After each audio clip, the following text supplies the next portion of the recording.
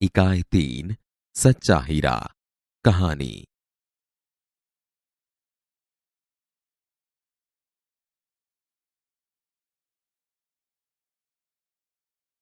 कहानी का श्रवण कीजिए।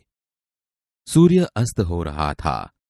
पक्षी चहचहाते हुए अपने अपने नीड की ओर जा रहे थे। गांव की कुछ स्त्रियां पानी लेने के लिए घड़े लेकर कुएं की ओर चल पड़ी। पानी भरकर कुछ स्त्रियां तो अपने घरों को लौट गई, परंतु उनमें से चार कुएं की पक्की जगत पर बैठकर आपस में इधर उधर की बातें करने लगी। बातचीत करते करते बात बेटों पर जा पहुंची। उनमें से एक की उम्र सबसे बड़ी लग रही थी।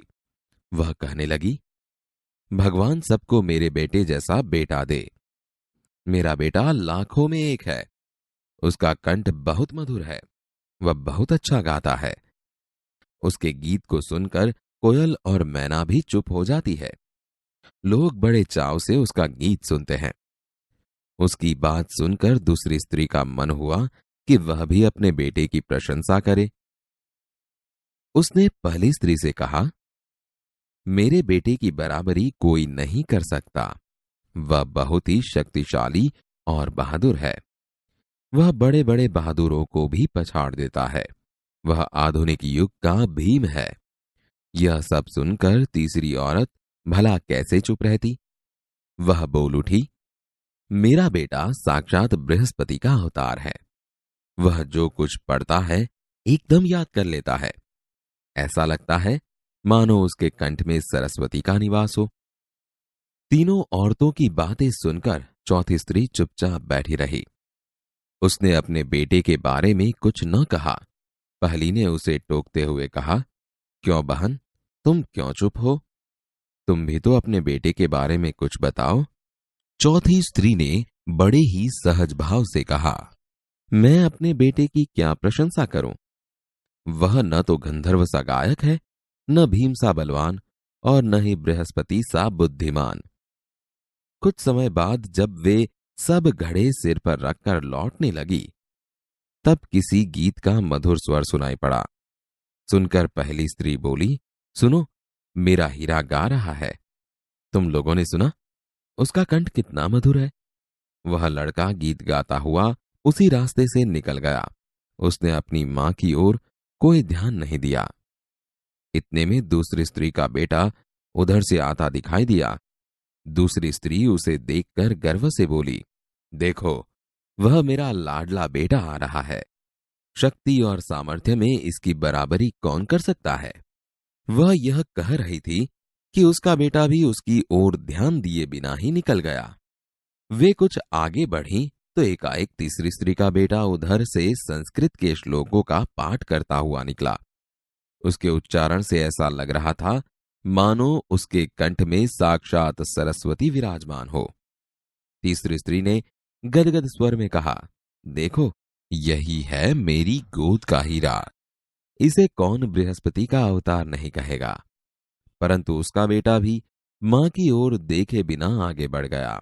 वह अभी थोड़ी ही दूर गया था कि चौथी स्त्री का बेटा भी अचानक उधर से आ निकला। वह देखने में बहुत ही सीधा साधा और सरल प्रकृति का लग रहा था। उसे देखकर चौथी स्त्री ने कहा, बहन, यही मेरा लाल है। चौथी स्त्री उसके बारे में बता ही रही थी कि उसका बेटा पास आ पहुंचा। अपनी मां को देखकर वह रुक गया और बोला, मां, लाओ, मैं तुम्हारा घड़ा पहुंचा दूं।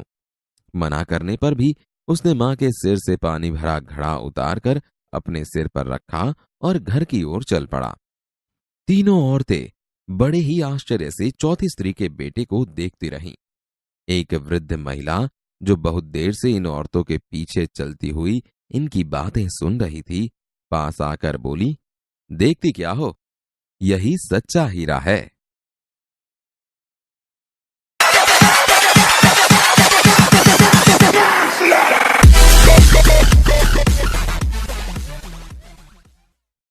सूर्य अस्त हो रहा था। पक्षी चहचहाते हुए अपने अपने नीड की ओर जा रहे थे। गांव की कुछ स्त्रियां पानी लेने के लिए घड़े लेकर कुएं की ओर चल पड़ी। पानी भरकर कुछ स्त्रियां तो अपने घरों को लौट गई, परंतु उनमें से 4 कुएं की पक्की जगत पर बैठकर आपस में इधर उधर की बातें करने लगी। बातचीत करते करते बात बेटों पर जा पहुंची। उनमें से एक की उम्र सबसे बड़ी लग रही थी। भगवान सबको मेरे बेटे जैसा बेटा दे। मेरा बेटा लाखों में एक है। उसका कंठ बहुत मधुर है। वह बहुत अच्छा गाता है। उसके गीत को सुनकर कोयल और मैना भी चुप हो जाती हैं। लोग बड़े चाव से उसका गीत सुनते हैं। उसकी बात सुनकर दूसरी स्त्री का मन हुआ कि वह भी अपने बेटे की प्रशंसा करे। मेरे बेटे की बराबरी कोई नहीं कर सकता। वह बहुत ही शक्तिशाली और बहादुर है। वह बड़े बड़े बहादुरों को भी पछाड़ देता है। वह आधुनिक युग का भीम है। यह सब सुनकर तीसरी औरत भला कैसे चुप रहती। मेरा बेटा साक्षात बृहस्पति का अवतार है। वह जो कुछ पढ़ता है एकदम याद कर लेता है। ऐसा लगता है मानो उसके कंठ में सरस्वती का निवास हो। तीनों औरतों की बातें सुनकर चौथी स्त्री चुपचाप बैठी रही। उसने अपने बेटे के बारे में कुछ न कहा। पहली ने उसे टोका। क्यों बहन, तुम क्यों चुप हो? तुम भी तो अपने बेटे के बारे में कुछ बताओ। मैं अपने बेटे की क्या प्रशंसा करूं? वह न तो गंधर्व सा गायक है, न भीम सा बलवान, और न ही बृहस्पति सा बुद्धिमान। कुछ समय बाद जब वे सब घड़े सिर पर रखकर लौटने लगी, तभी किसी गीत का मधुर स्वर सुनाई पड़ा। सुनकर पहली स्त्री बोली, सुनो, मेरा हीरा गा रहा है। तुम लोगों ने सुना? उसका कंठ कितना मधुर है। वह लड़का गीत गाता हुआ उसी रास्ते से निकल गया। उसने अपनी मां की ओर कोई ध्यान नहीं दिया। इतने में दूसरी स्त्री का बेटा उधर से आता दिखाई दिया। दूसरी स्त्री उसे देखकर गर्व से बोली, देखो, वह मेरा लाडला बेटा आ रहा है। शक्ति और सामर्थ्य में इसकी बराबरी कौन कर सकता है? वह यह कह रही थी कि उसका बेटा भी उसकी ओर ध्यान दिए बिना ही निकल गया। वे कुछ आगे बढ़ी तो एकाएक तीसरी स्त्री का बेटा उधर से संस्कृत के श्लोकों का पाठ करता हुआ निकला। उसके उच्चारण से ऐसा लग रहा था मानो उसके कंठ में साक्षात सरस्वती विराजमान हो। देखो, यही है मेरी गोद का हीरा। इसे कौन बृहस्पति का अवतार नहीं कहेगा? परंतु उसका बेटा भी मां की ओर देखे बिना आगे बढ़ गया। वह अभी थोड़ी ही दूर गया था कि चौथी स्त्री का बेटा भी अचानक उधर से आ निकला। वह देखने में बहुत ही सीधा सादा और सरल प्रकृति का लग रहा था। उसे देखकर चौथी स्त्री ने कहा, बहन, यही मेरा लाल है। चौथी स्त्री उसके बारे में बता ही रही थी कि उसका बेटा पास आ पहुंचा। अपनी मां को देखकर वह रुक गया और बोला, मां, लाओ मैं तुम्हारा घड़ा पहुंचा दूं। मना करने पर भी उसने मां के सिर से पानी भरा घड़ा उतारकर अपने सिर पर रखा और घर की ओर चल पड़ा। तीनों औरतें बड़े ही आश्चर्य से चौथी स्त्री के बेटे को देखती रहीं। एक वृद्ध महिला जो बहुत देर से इन औरतों के पीछे चलती हुई इनकी बातें सुन रही थी, पास आकर बोली, देखती क्या हो, यही सच्चा हीरा है। भाषा सज्जता। मित्रों, हमने क्रियापद के बारे में जाना है। क्रिया कब हो रही है यह भी जानना आवश्यक है। आइए इन वाक्यों को पढ़िए। निम्नलिखित वाक्यों को पढ़िए। 1. हम भी तुम्हारे साथ चलते हैं। 2. आज स्कूल में छुट्टी है। 3. रमेश बाग में खेलता है। उपर्युक्त वाक्यों में कुछ शब्द रेखांकित है, जैसे कि चलते रहे, छुट्टी है, खेलता है। यह शब्द क्रिया हो रही है ऐसा बोध कराते हैं।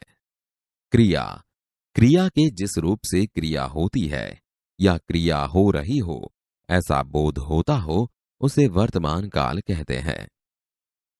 अब इन वाक्यों को पढ़िए। निम्नलिखित वाक्यों को पढ़िए। 1. मीना कल मुंबई गई। 2.